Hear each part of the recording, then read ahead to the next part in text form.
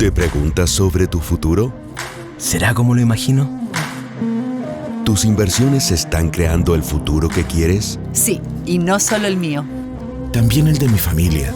¿Tu patrimonio está protegido? Sí, porque elijo asesorarme con expertos. El poder de tus decisiones crea futuro. Por eso en Inversiones Sura te asesoramos con soluciones personalizadas y con la mayor oferta de productos de inversión del mercado. El poder de tus decisiones crea futuro. Sura.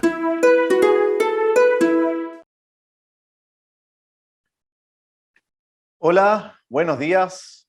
Soy Pablo Ursúa, en nombre de Sura Inversiones. Quiero darles la bienvenida a nuestro webinar sobre actualidad internacional, titulado Conflicto entre China y Taiwán.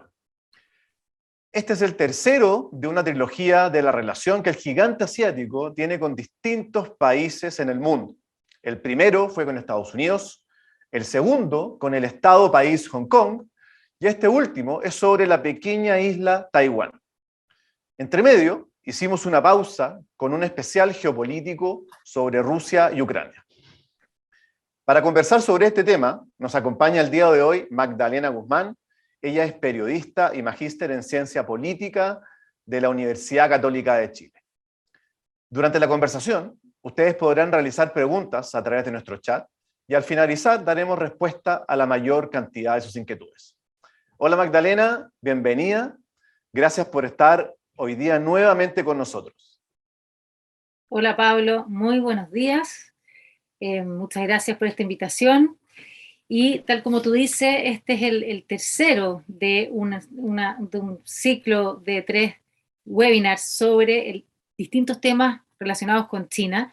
Y hoy día vamos a conversar de Taiwán particularmente, de esta isla cuyo estatus oficial es un tema que ha sido acaloradamente debatido todo el último tiempo. Este tema de la soberanía de Taiwán ha sido un tema de disputa entre China y Beijing, digamos, esa China y Taipei durante mucho tiempo. Taipei ha funcionado como prácticamente un país independiente de facto los últimos 70 años, pero China sigue reclamando, la República Popular China, capital en Beijing, sigue reclamando de que Taipei, Taiwán, es parte de su territorio. Por lo tanto, China ha dicho que quiere recuperar ese territorio, que vuelva a ser parte de la China continental, de este gran país. Y aquí empieza nuestro tema, porque esta declaración de intenciones que hacía la República Popular China hace mucho tiempo atrás sonaba como un poco un proyecto que alguna vez tal vez llegaría, una fantasía, la verdad es que bien poco realizable. Sin embargo, hoy día vemos que esta idea ha ido tomando cada vez más fuerza y que Xi Jinping, el presidente de la República Popular China, ha empezado a insistir en este punto.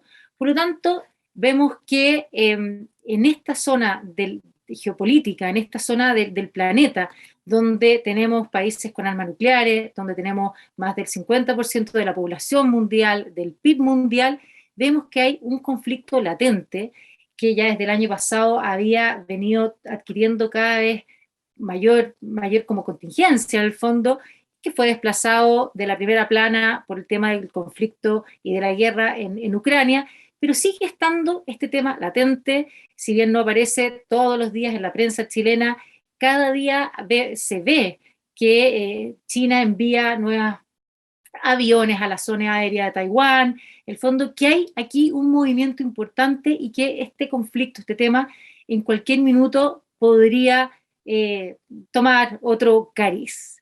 Para empezar a entender de dónde viene este tema, hay que remontarse al nacimiento de las dos Chinas. En el fondo, poder entender desde qué minuto se empieza a hablar de dos Chinas. Y para eso tendríamos que irnos a 1949, incluso, me atrevería a decir, un poquito antes. China tuvo un sistema de gobierno imperial durante siglos. Imagínense que desde el año 221 a.C.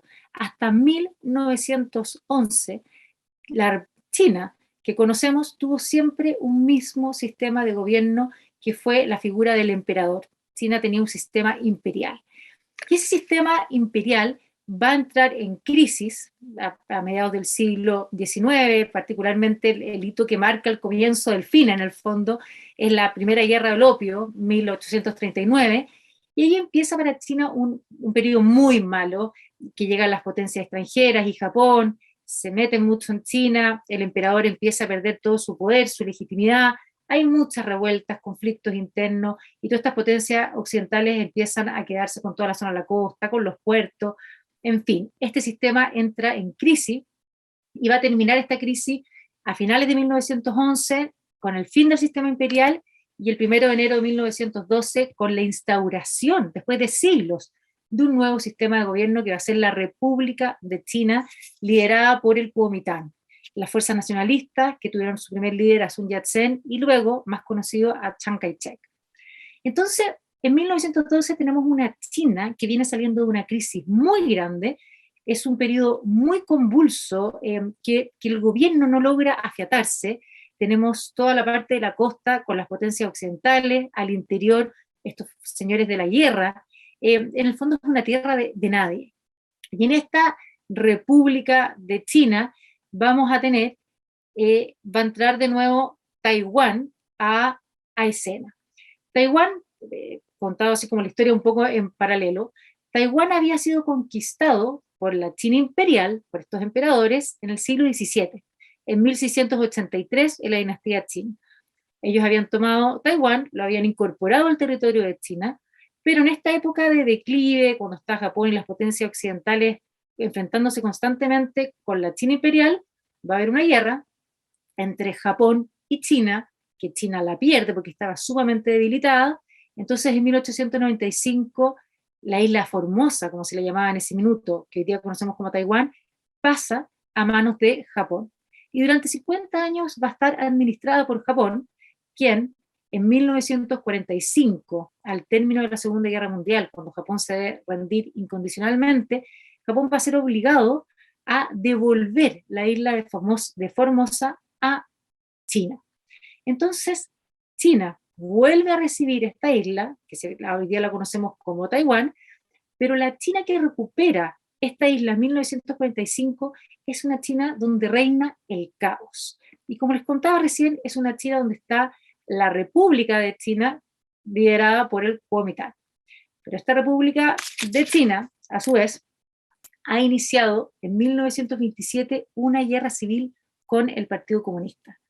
El Partido Comunista de China se funda en 1921, era un partido muy joven, de hecho recién el año pasado celebró su primer centenario con gran pompa, se celebró en Beijing, por lo tanto está esta nueva fuerza del Partido Comunista que se enfrenta con los nacionalistas, hay una guerra civil, hay incluso otra invasión de Japón después del año 37, o sea, estos son tiempos muy revueltos, y en esta circunstancia es que Taiwán vuelve a manos de China.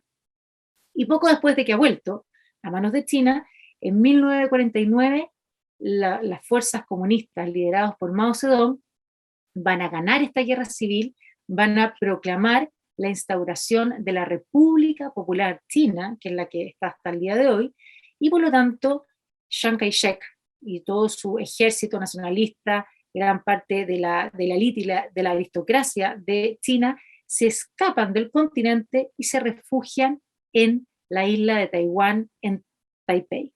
Y aquí empieza esta ficción de las dos Chinas. Mao Zedong en Beijing dice que la República Popular China es la legítima China y que Beijing es la legítima capital de este nuevo gobierno, y que Taiwán es parte de este país, pero los nacionalistas que están en la isla dicen que no, que la República de China es la verdadera, la legítima, y que ellos van a volver al continente a recuperar, en el fondo como que esta guerra no se ha terminado, que ellos van a volver al continente a recuperar y volver como a reunificar en el fondo estas dos Chinas. Y aquí en el fondo empiezan estos dos bandos, estos dos lados, a hablar cada uno de su propia China, y tenemos que se habla de estas dos Chinas distintas, Taiwán y la China que es la República Popular China. La República Popular China, liderada por Mao Zedong, va a empezar a partir del año 50 a a tratar de reincorporar los territorios que había perdido China como, con el fondo, como heredera de este sistema imperial en todo este periodo de declive, todos estos periodos donde no estaba llegando el poder central. Mao Zedong va a tratar de recuperarlo. Tanto así que, de hecho, en 1950 va a llegar hasta el Tíbet, va a invadir el Tíbet para tratar de devolverlo al poder central, porque el Tíbet, aprovechando de esta misma debilidad, había declarado su independencia. Y después del Tíbet, lo que venía era Taiwán. Pero sucede un evento que va a interrumpir los planes de Mao Zedong. Y este evento va a ser la Guerra de Corea. La Guerra de Corea va a ser el primer enfrentamiento dentro del contexto de Guerra Fría en Asia. Recordemos que en 1945, al término de la Segunda Guerra Mundial, vamos a tener dos grandes poderes vencedores, que va a ser la Unión Soviética y Estados Unidos, y que se van a estar enfrentando en distintos escenarios, nunca directamente, pero en distintos lugares, en Berlín y en otros lugares del mundo.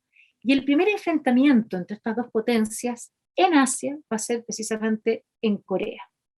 Por lo tanto, esta guerra de Corea, que va a ser entre 1950 y 1953, va de alguna manera a atraer a Estados Unidos a la zona del Pacífico, y ahí Estados Unidos va a darse cuenta, en el fondo, que su presencia en el Pacífico es determinante para darle estabilidad a la zona, pero sobre todo para detener el avance del comunismo en toda la zona del Pacífico.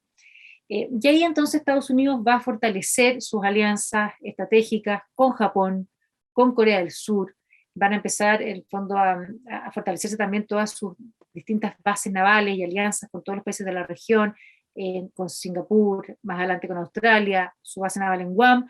Por lo tanto, se va a empezar rápidamente a instalar Estados Unidos con una presencia militar que va a proveer a toda esta zona como de un paraguas de seguridad.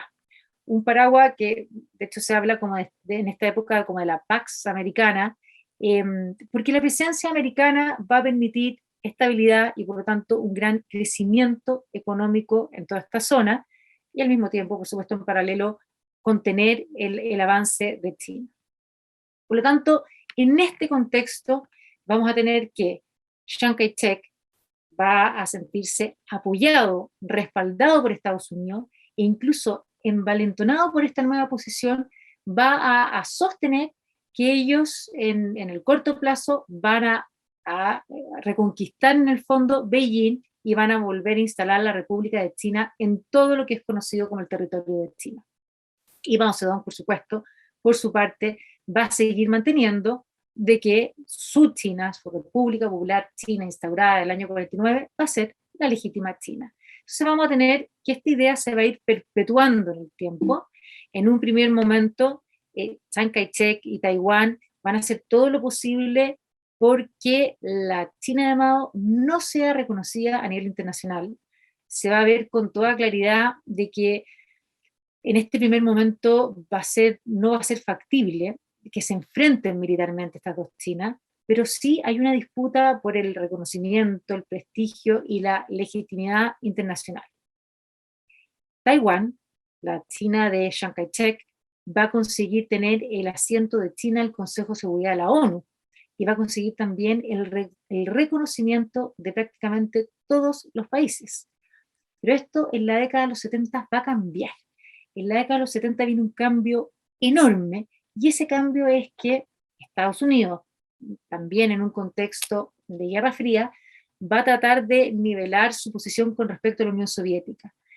Y en la época de Nixon, donde está el asesor de seguridad Henry Kissinger, Kissinger va a aconsejar de que, aprovechando el quiebre que había habido a finales de los años 50 entre China y la Unión Soviética, Estados Unidos se acercara a China para contrapesar a la Unión Soviética. En el fondo, lo que Kissinger decía era, tarde o temprano, China se puede acercar a la Unión Soviética. Estados Unidos debe actuar antes y acercarse a la República Popular China para evitar, en el fondo, que sean ellos dos contra Estados Unidos. Y así se hace. Y a partir de 1971, primero secretamente y luego abiertamente, va a iniciarse una serie de conversaciones entre Washington y Beijing. Poco a poco se van a ir acercando, y bueno, en 1971 va a haber un gran triunfo para la República Popular China, que va a hacer que, con el respaldo de Estados Unidos, van a conseguir que la República Popular China vuelva a ser reconocida en el Consejo de Seguridad de la ONU. De hecho, esa imagen que vemos abajo es la celebración de esta gran victoria diplomática. Y luego de esta victoria, China va a exigir, la República Popular China va a exigir que todo aquel que quiera tener relaciones diplomáticas con ellos no puede reconocer a Taiwán como un país soberano. Por lo tanto, todos los países que antes de la década de los 70 reconocían la República de China en Taiwán como la legítima China, poco a poco van a ir cambiando su reconocimiento diplomático hacia la República Popular China, y eso es aún más acentuado en el último tiempo, en la medida que China, la República Popular China, se ha ido convirtiendo en una potencia económica. Bueno, como les decía, Beijing no va a permitir la existencia de estas dos Chinas, va a exigir este reconocimiento del principio de una China, es decir, todo aquel que quiera tener relaciones económicas o diplomáticas con la República Popular China debe dejar bien claro de que existe una China y que es la de Beijing, digamos. Por lo tanto, aquí se va a producir como este gran cambio a nivel internacional. Aquí vemos cómo todos los países que están en azules, en 1949, reconocían a la República China, es decir, Taiwán, capital Taipei, como la legítima. Y esto poco a poco, en la década de los 60, 70, y así sucesivamente, va a ir cambiando. O sea, aquí se ve muy gráficamente cómo, en el fondo, los países van a ir cambiando su reconocimiento. Y Estados Unidos, que es aquí un actor muy importante, si bien va a cambiar su reconocimiento diplomático, no va a dejar del todo abandonado a Taiwán, va a mantener un cierto respaldo, cierto apoyo, va a mantener el acta de relaciones con Taiwán. En el fondo, el mismo año 79 en que cambia el reconocimiento diplomático, ese mismo año también se va a aprobar esta acta de relaciones con Taiwán, que mantiene como un vínculo, sobre todo en cuanto a la protección militar. En el fondo, Estados Unidos de alguna manera quiere dejar esta puerta abierta de cercanía con esta democracia en el Pacífico. Vamos avanzando en los años, ya sea finales de la década de los 70, Mao Zedong muere el 76, el año 78 llega Deng Xiaoping al poder. Deng Xiaoping, que es más conocido porque es el hombre responsable, el gran visionario que va a dar todas las condiciones para que China se abra al mundo y crezca exponencialmente. Este mismo Deng Xiaoping, ya durante el gobierno de Mao, trabajaba en relaciones exteriores, y él había venido desarrollando este concepto de un país, dos sistemas. Y este concepto de un país, dos sistemas, era la manera que veía Deng Xiaoping, en el fondo, cómo poder ofrecerle a Taiwán y también a Hong Kong y a Macao, que habían pasado a ser colonia inglesa y portuguesa respectivamente, en el fondo, cómo todos estos países podían volver a ser parte de China coexistiendo con China, porque tanto Taiwán, Hong Kong, Macao habían empezado a seguir un camino político y económico distinto. Por lo tanto, si China quería que volvieran a reunificarse, tenía que ofrecerle condiciones atractivas. Y eso era, miren, vamos a ser un país, vamos a ser todos China, pero vamos a tener dos sistemas. En la China continental va a seguir imperando el Partido Único Comunista, con todo el sistema económico que se está llevando a cabo, y se le estaba ofreciendo a Hong Kong, Macao y Taiwán que ellos pudieran seguir con las libertades que habían conseguido a lo largo de los años. Pero a Taiwán esa idea no la trae, vamos a ir viendo después por qué, pero ese mismo concepto hoy día ha ido tomando cada vez más fuerza, es lo que China ha querido ofrecerles, pero Taiwán dice que no están dispuestos a renunciar a sus libertades, a su democracia y a ser parte de China, menos aún cuando han visto que China le prometió eso a Hong Kong, les prometió que durante 50 años no iba a tocar las libertades de prensa, las libertades de reunión, las libertades económicas. Se supone que hasta 2047 no se podía tocar eso. Sin embargo, China unilateralmente aprobó una ley, el año 2020, que pone en jaque todo eso. Por lo tanto, Taiwán, mirando un poquito más al sur, dice, miren, Beijing, no nos interesa este sistema porque vemos que lo que ofrecen no lo están cumpliendo. Ahora, el punto es que el actual líder de la República Popular China, Xi Jinping, ha empezado a hablar cada vez con más fuerza y con más énfasis de este nuevo sueño chino. Se dice que China ha tenido 3 grandes revoluciones en los últimos años.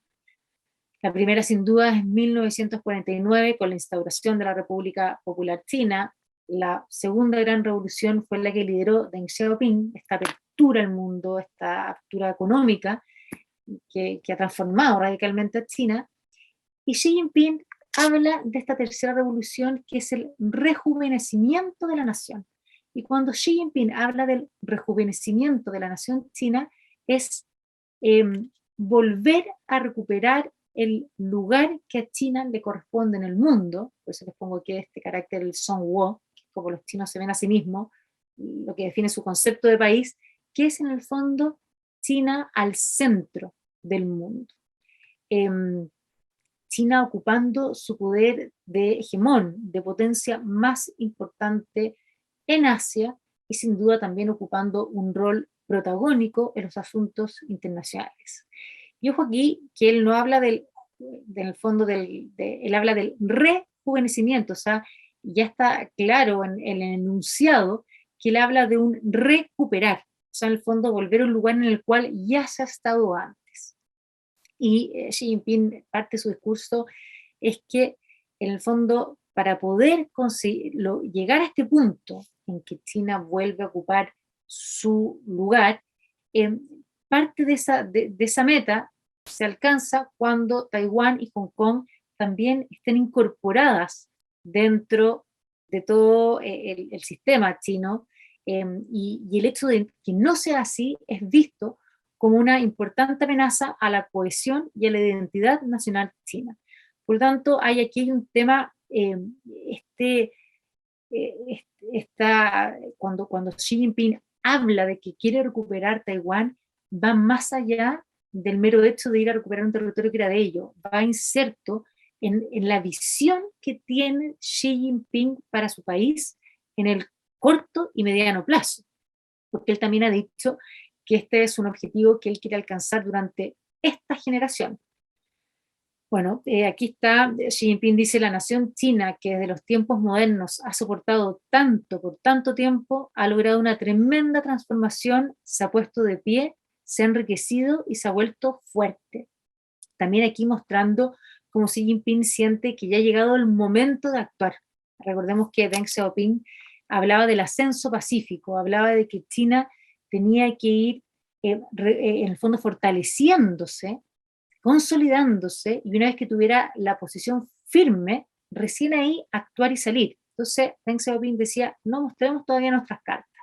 Xi Jinping, en cambio, dice: ya llegó el momento, ya nos hemos fortalecido y ya podemos en el fondo recuperar lo que es nuestro y volver a ponernos de pie. Con respecto a Taiwán en particular, Xi Jinping ha dicho: Taiwán debe reunirse, y miren, se reunirá con China. La independencia solo traerá dificultades y la reunificación con el continente es un requisito inevitable para el gran rejuvenecimiento del pueblo chino. Esa es la postura de China. La de Taiwán, sin embargo, es distinto. La actual presidenta Tsai Ing-wen dice que por ningún motivo que Taiwán no aceptará un país, dos sistemas, y que la mayoría de los taiwaneses se opone a dicho principio. ¿Qué pasa con Taiwán mientras está sucediendo todo esto en China? Taiwán, vimos que el año 49 se va Chiang Kai-shek con todos sus soldados y su gente que lo respalda, se instala en la isla y hasta 1975 va a tener un gobierno autoritario, va a gobernar Taiwán con puño de hierro y con ley marcial, que se va a levantar muchos años después de su muerte. Lo va a suceder su hijo Chiang Ching-kuo, durante 10 años va a estar en el gobierno. Él va a continuar esta línea autoritaria, autocrática, de partido único, pero fíjense la época, a él le va a tocar cuando Taiwán empieza a perder el reconocimiento diplomático de Estados Unidos y del resto de los países. Por lo tanto, a Chiang Ching-kuo le va a tocar buscar otra manera de sostener Taiwán. Y el camino por el cual van a optar es el del crecimiento económico, ya que Taiwán no tiene el respaldo ni la legitimidad de la comunidad internacional, tendrá que levantarse y ser un país cuya economía, en el fondo, le otorgue su prestigio. Y esta es la época, finales de los 70, que va a empezar un crecimiento muy importante en Taiwán. Taiwán va a ser parte de los tigres asiáticos, junto con Hong Kong, Corea del Sur y Singapur. Este va a ser su despegue económico. Aquí tenemos el mismo Chengdu, un poco mayor. Y bueno, como suele suceder, en la medida de que Taiwán empieza a tener todo este proceso de crecimiento económico, va a venir un proceso de liberalización política que va a ir llevando poco a poco hacia una democracia multipartidista. Recién en 1986 se va a fundar el primer partido de oposición, que es el Partido Progreso Democrático, que busca la independencia y al cual pertenece la actual presidenta Tsai Ing-wen. Y recién en 1987 se va a poner fin a la ley marcial. Por lo tanto, vamos a terminar la década de los 80 con un Taiwán que ha tenido grandes transformaciones, se ha convertido en una economía muy importante y que ha iniciado un proceso más hacia la libertad política, hacia la democracia.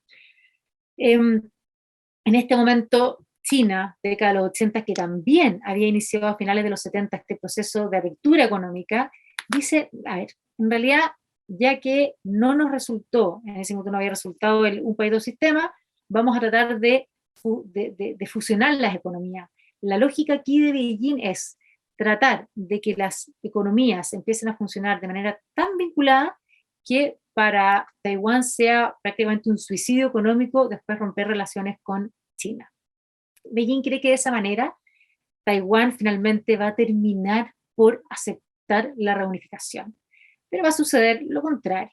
En la medida de que estos vínculos económicos se van estrechando, van a empezar a notarse cada vez más las diferencias culturales.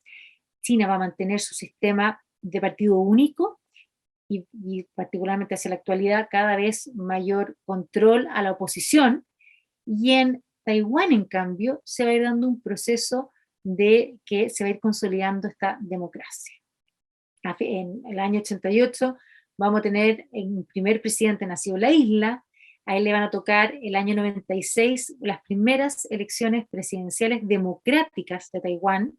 Ese año, cuando van a ser las primeras elecciones democráticas, y ya hay candidatos dentro de estas elecciones que están con una postura pro independencia, China ya empieza a mostrar señales de alarma. Y ya en el año 96 va a haber la primera crisis del estrecho de Taiwán. En esta crisis, China, la República Popular China, lanza misiles hasta que caen al lado de Taiwán. Estados Unidos va a reaccionar fuertemente, de hecho con el mayor despliegue de fuerza militar en Asia desde la guerra de Vietnam. Ahí va a estar Clinton, que le va a decir a China rápidamente que no están de acuerdo con ese actuar. Y en el fondo, aquí también se muestra de que a pesar de que todo lo que ha ido sucediendo y que Estados Unidos tiene una relación con la República Popular China, en el fondo que están todavía presentes y pendientes de lo que sucede en Taiwán. Bueno, Lee Teng-hui va a ser reelegido en esas elecciones, y en ese mismo periodo, cuando va a estar este candidato y este presidente de Taiwán, también en Beijing se va a hablar del consenso de 1992, que es un concepto que en el fondo es como en ambos lados del estrecho de Taiwán se acepta la existencia de una sola China. Pero como sucede a veces en estos temas, claro, los dos firman que aceptan una sola China, pero nunca queda definido cuál es la China que cada uno acepte, por lo tanto queda abierto a estas dos interpretaciones. El año 2000, entre el 2000 y el 2008, en Taiwán va a haber un presidente pro-independencia, Chen Shui-bian va a ser el primer presidente electo pro-independencia, y la reacción de China el año 2005 va a ser, ya que Taiwán tiene un presidente del Partido Progresista Democrático que es pro-independencia, Beijing va a aprobar la ley anti-secesión, que en el fondo que dice que ellos quieren la reunificación pacífica. Pero si es que Taiwán llegase a declarar su independencia formal, Beijing va a autorizar el uso de la fuerza. Después de esto, el péndulo oscila hacia el otro extremo.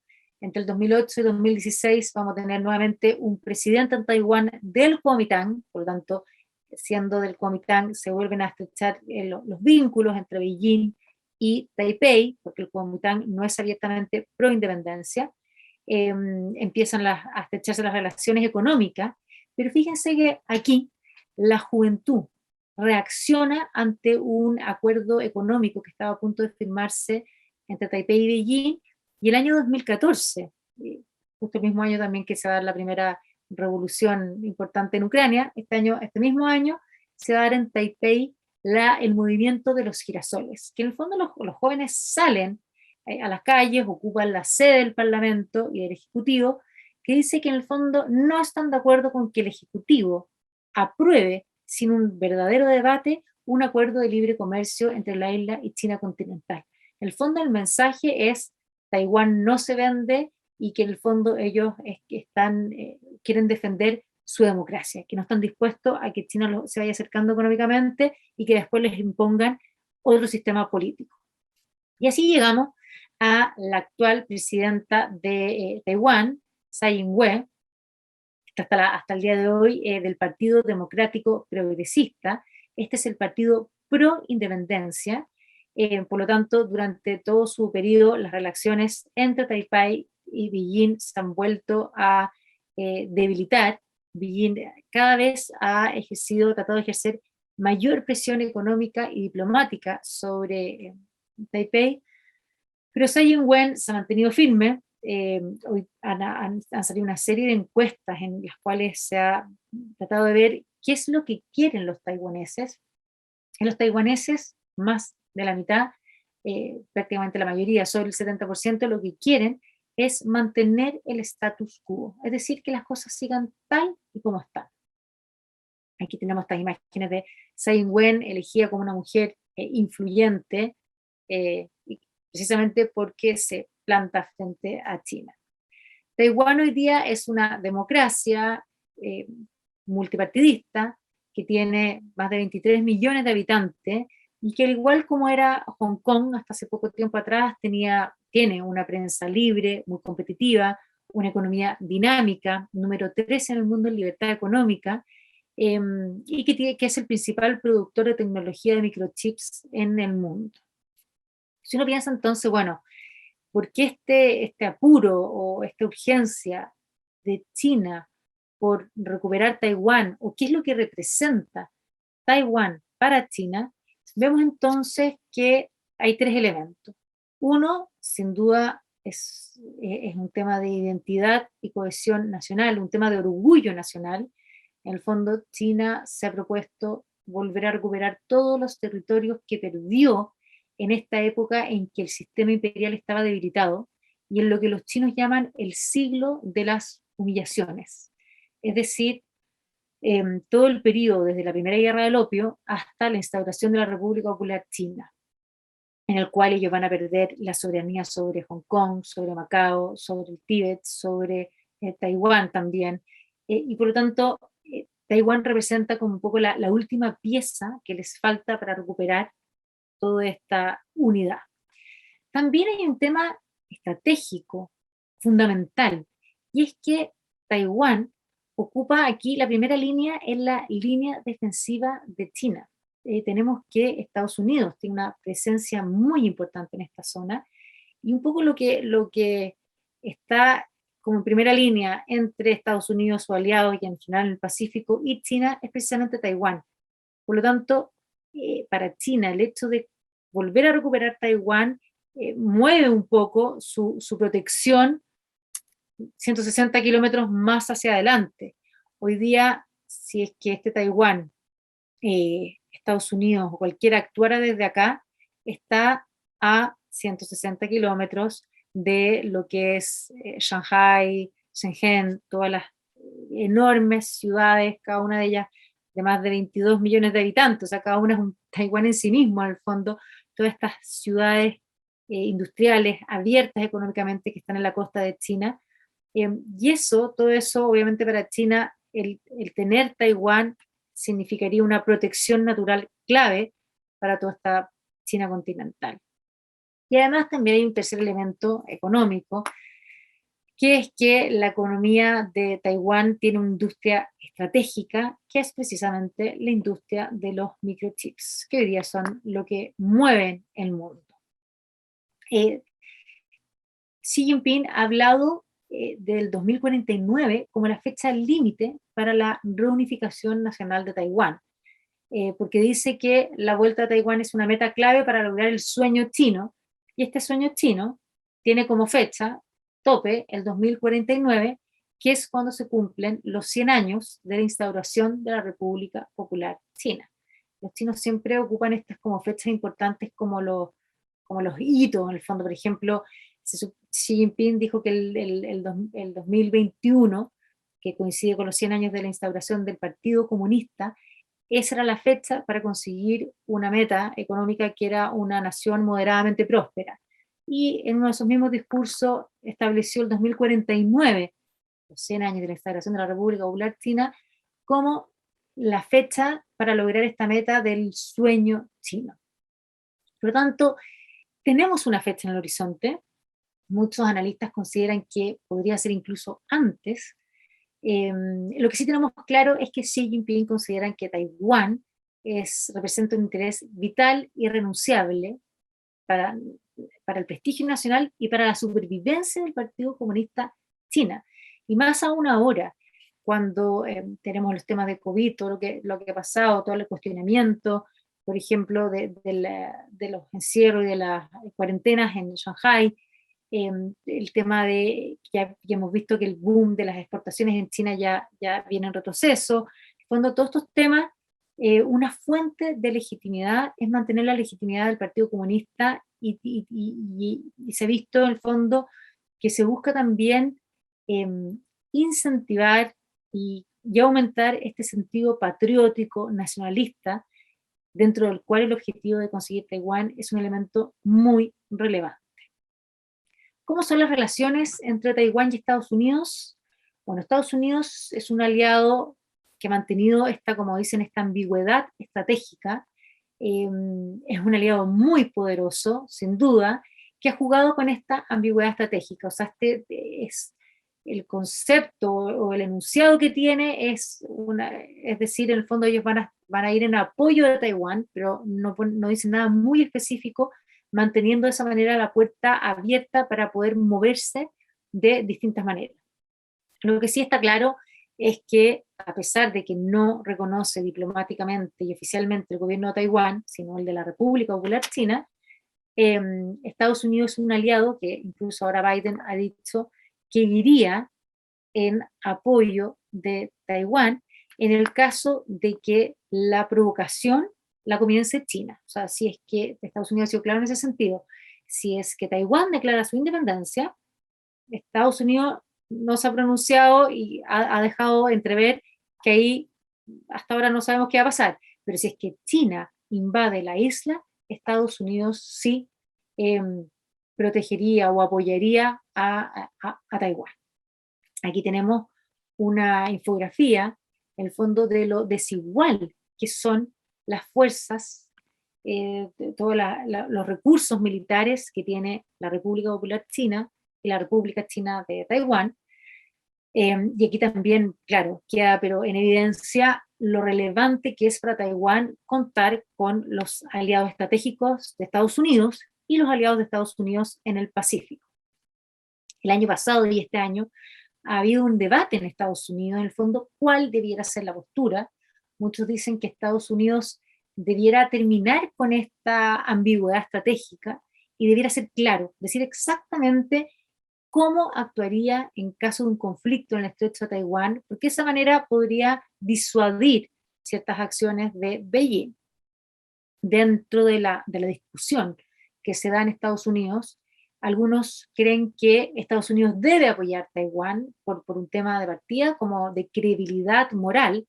En el fondo, Taiwán es una democracia y Estados Unidos debe defender esa democracia en el Pacífico.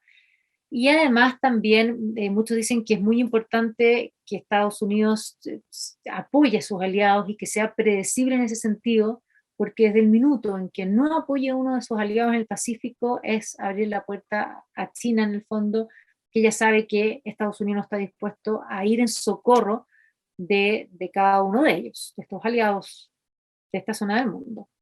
Ahora, también muchos dentro de Estados Unidos dicen que Estados Unidos no debiera tener un apoyo ilimitado hacia Taiwán porque tendría un beneficio muy bajo a un costo demasiado alto. Y este costo tan alto está dado porque para Estados Unidos Taiwán no es un asunto de estrategia, o sea, estratégico vital, no es de primera importancia. En cambio, para la República Popular China, Taiwán representa un tema no negociable.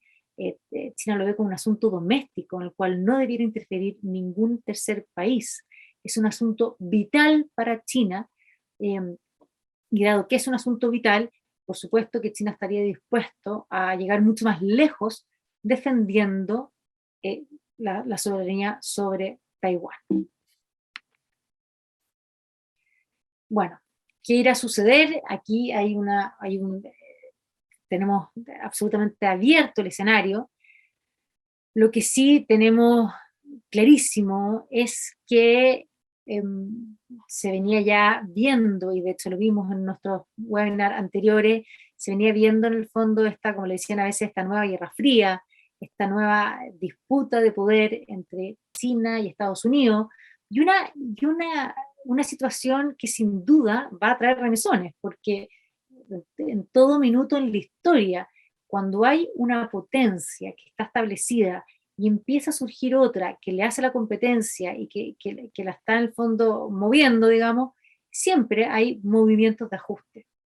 Por lo tanto, se veían venir, así como fue en su minuto la guerra comercial, en términos económicos, que podía haber algún tipo de encuentro entre Estados Unidos y China, y ese encuentro, si sucedía de manera militar, un enfrentamiento militar, lo más esperable era que fuera en esta zona del Asia-Pacífico, precisamente por el tema de Taiwán.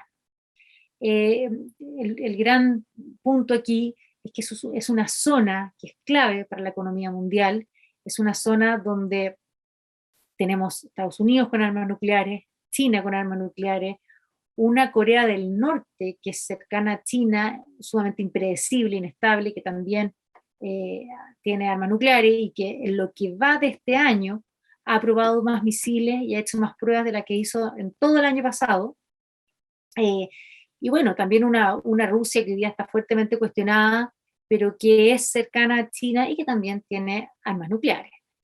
Y así como vemos que es un tema que en el fondo que es preocupante, también hemos visto que China en ningún minuto ha dejado de fortalecer su ejército con vistas a esta invasión de Taiwán. O sea, de todos estos últimos años, la inversión de China, de toda su fuerza, de toda su flota naval, de todos sus aviones y todo lo que necesita para un enfrentamiento de este tipo, hay un aumento, y en los últimos meses también se ha visto como China casi descaradamente ha hecho una serie de ejercicios militares que los analistas consideran que son prácticas. En el fondo es como el tipo de ejercicio que se necesitaría para, de alguna manera, practicar una invasión a la isla de Taiwán.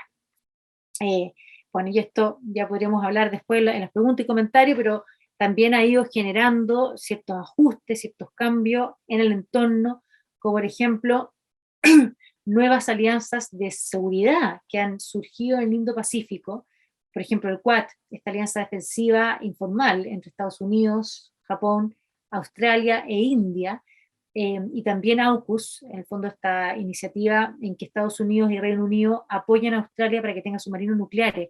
En el fondo, como Australia, aquí vemos en estas dos nuevas alianzas de seguridad, está tomando un rol más protagónico, pensando precisamente en que esta zona puede ser el próximo escenario de conflictos internacionales relevantes. Voy a dejarlos aquí para que podamos conversar.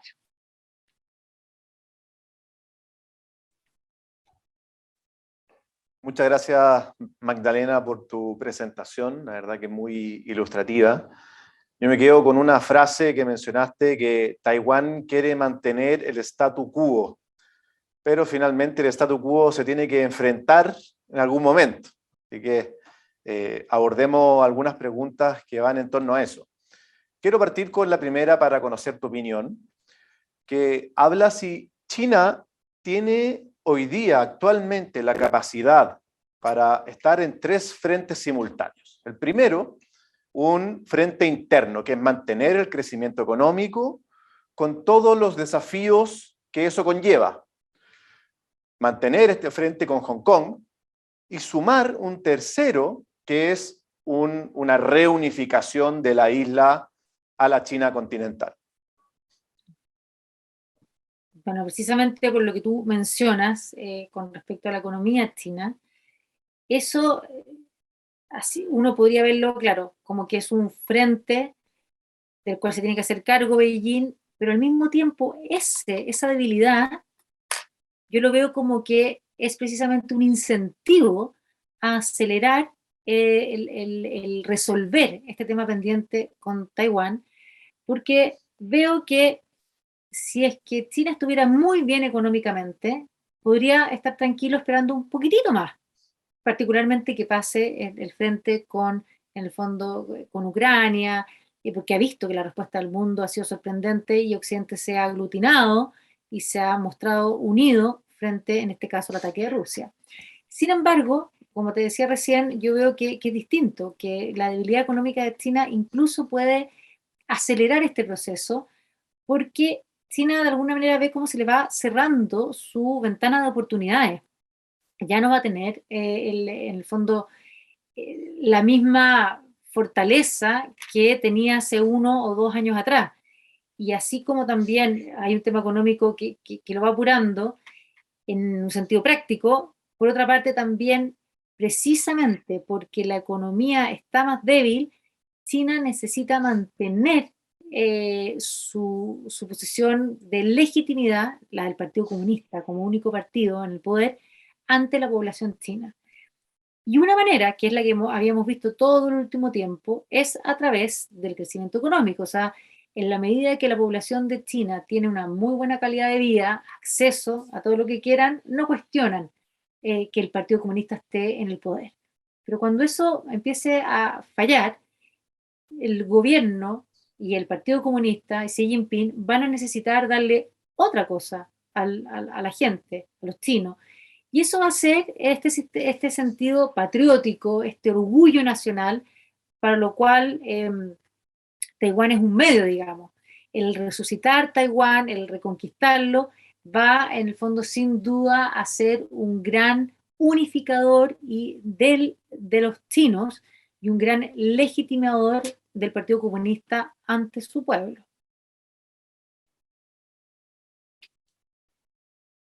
Sin duda un tremendo riesgo para Xi Jinping. Oye, te quiero llevar una pregunta que es bien interesante, que es para pedir tu opinión en términos generales sobre la situación.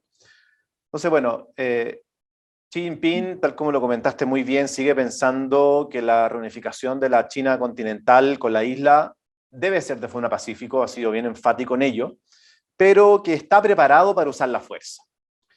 ya que sabe que no será fácil lograrlo mediante el diálogo, debido a que Taiwán siempre ha deseado ser un país independiente. Sumado a algunos datos interesantes, que el Centro Internacional Estratégico de Taiwán, en sus últimas encuestas, comentaba que un 70% de los taiwaneses estaría dispuesto a defender la isla ante una eventual invasión por parte de China, un fenómeno muy parecido a lo que ocurrió hoy día con Ucrania. También en esa misma encuesta se dice que un 43% de los taiwaneses esperaría que Estados Unidos intervendría ante tal escenario. Y ya en encuestas anteriores se creía que más del 50% de los taiwaneses esperaba esto. Entonces, una esperanza de que Estados Unidos intervenga, por lo menos desde la perspectiva interna, está disminuyendo. Entonces, sumado a que Xi Jinping quiere conseguir la reunificación dentro de su vida activa como líder del país, antes de la meta establecida del 2049, que para eso quedan bastantes años. Entonces, ¿cuál es tu opinión en lo que deberíamos esperar en todos estos antecedentes que te acabo de transmitir? A ver, yo creo que, bueno, esto va a ser ciencia ficción, porque yo creo que siempre nos pueden sorprender con precisamente lo que no habíamos pensado. Yo creo, viendo el debate que había en Estados Unidos, creo que es poco probable y que tiene un costo demasiado alto para Estados Unidos el intervenir solo y directamente en el conflicto. Yo creo que lo que va a pasar es que probablemente ya estamos viendo, que es que Estados Unidos vaya tomando otro camino, que es el de liderar una alianza, una serie de alianzas en el Pacífico. En el fondo, si Estados Unidos toma toda la defensa de Taiwán, tiene muy alto costo. Yo creo que, bueno, antes que eso, que Xi Jinping sí está dispuesto a invadir la isla. O sea, creo que suena súper, uno dice como de loco, porque en realidad con lo intervinculado que están las economías, otro conflicto más. Ahora, yo no descarto que sea posible, porque vamos incluso un poquito más atrás. Hay solamente 3 escenarios posibles. Que Taiwán declare la independencia y Estados Unidos Beijing tiene ahí el casus belli para intervenir, que se mantenga el status quo, cosa que es lo que quieren los taiwaneses, pero que Beijing no quiere, y la otra es que Beijing en el fondo intervenga directamente. Yo creo que eso es lo que va a suceder, porque es lo que se ha anunciado en el fondo. Creo que ante eso la reacción de Estados Unidos tiene un costo muy alto si es que en el fondo enfrentarse directamente con China, y creo que en el fondo lo que me parece que es lo que está empezando a hacer Biden ahora es, como te decía en un comienzo, fortalecer sus aliados y sus alianzas. Sin ir más lejos, Biden, a diferencia de Trump, ha anunciado que Estados Unidos está de vuelta, si partió su gobierno, Estados Unidos está de vuelta en el escenario internacional. Entre el 20 y el 24 de mayo, Biden tiene una gira, va a ser su segunda gira presidencial internacional, la primera es ahora, va a estar en Ginebra, en Bruselas, va a estar en Europa, pero entre el 20 y el 24 de mayo está previsto que Joe Biden viaje y se junte con el presidente recién electo de Corea del Sur y con el primer ministro japonés. Y eso para mí es una clara señal de que Biden está consciente, claro, de que no puede descuidar este frente del Pacífico, independiente que está gran parte de la atención de Estados Unidos volcada en Europa, pero que no puede descuidar este frente, y de que una manera de contener y de abordar esto es trabajando, fortaleciendo, revitalizando sus alianzas de seguridad, sus alianzas estratégicas con sus aliados del Pacífico. Y qué más claro que sus primeros viajes sean precisamente a hablar con el primer ministro de Japón y con el presidente recién electo de Corea del Sur. Y además también se ha visto cómo ha ido acercándose y fortaleciendo el rol de Australia, y en ese sentido también muy respaldado con Reino Unido, el rol que Australia está asumiendo en el Pacífico. Por lo tanto, yo creo que este es un foco de conflicto que tendría costos altísimos, pero que es factible, y creo que Estados Unidos ya lo está comenzando a abordar, mostrándole a China en el fondo que no ha olvidado este sector del mundo, que no lo va a dejar descuidado y que va a tratar de fortalecer a sus aliados para responder en conjunto, liderando un grupo más que solo. Oye, un tema que es muy interesante, que también lo abordaste en la presentación, es sobre ciertas industrias claves en el mundo entero que principalmente veíamos que los países estaban dispuestos para optimizar la estructura de costos globales, el aplicar la lógica de la globalización, es decir, poner fábricas de ciertos productos en algunos países y principalmente hoy día ubicados en Asia. Y hoy día hablamos de los microchips, industria muy, muy importante para la economía taiwanesa y también para proveerle al mundo entero sobre estos productos. ¿Qué crees tú, dado lo que ya aprendimos en base a la dependencia de Europa con Rusia del petróleo y del gas? ¿Qué crees tú que podría pasar con esta industria en los próximos 3 a 5 años, dado este riesgo latente de una invasión de China o de una reunificación de Taiwán hacia la China continental? O sea, sin duda aquí es clave que, a diferencia de lo que no hicieron los alemanes, en el fondo de ampliar su matriz energética y en el fondo no, de ir reduciendo su dependencia del petróleo ruso, yo creo que aquí hay que tomar ese aprendizaje y tanto Europa como Estados Unidos fomentar, subsidiar, incentivar el desarrollo de la industria de microchips dentro de sus propios países. Sería absurdo esperar a que se inicie el conflicto para empezar recién en el fondo como a desarrollar esta industria, porque mira, al igual que el caso del petróleo ruso, el gran problema del petróleo es que la construcción de gasoductos y todo eso para el fondo, para sacar gas de otros lugares, toma años, son inversiones enormes, importantes, que toman mucho tiempo. El tema de los microchips también es una industria que requiere un enorme desarrollo tecnológico, es muy específica y por lo tanto no es una industria que se monte de un día para otro, requiere tiempo, grandes inversiones y sin duda ya es el minuto de empezar a pensar que, dado que es una industria clave, los países ya no pueden tener esa dependencia. Sobre todo pensando que tenemos un conflicto a puertas en esa zona del mundo. Por lo tanto, es esperable que en los próximos años, y ahora ya, digamos, veamos que los países empiecen a incentivar esta industria tan estratégica en sus propios países.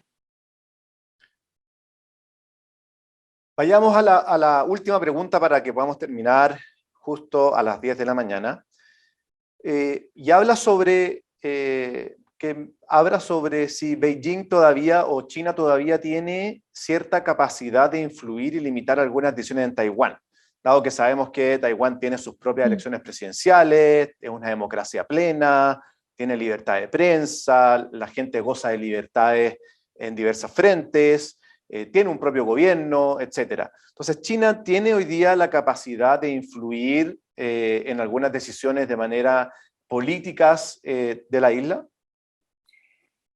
Mira, dentro de lo que sucede en la isla, no tanto, porque dentro de la isla, Taiwán funciona como una democracia independiente de facto, pero donde China sí puede influir y donde efectivamente sí los limita mucho, es en el ámbito internacional.